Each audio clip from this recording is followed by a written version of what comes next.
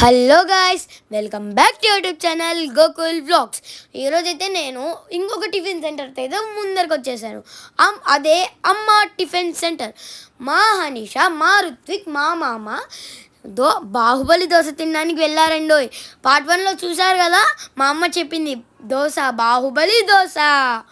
ఇదైతే అమ్మ టిఫిన్స్ కడప దగ్గర చెన్నూరు బస్ స్టాండ్లో అయితే ఉంటుంది. ఇది దోశ ఎలా చేస్తారో అన్నమాట.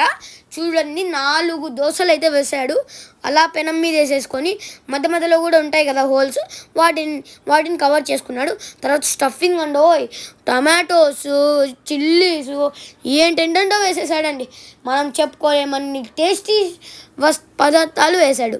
ఇంకా పప్పలు కూడా వేసాడండి. తర్వాత నెయ్యి అదిరిపోయిందండి. ఎప్పుడు అని చూలే ఇంత నెయ్యి వేయడం.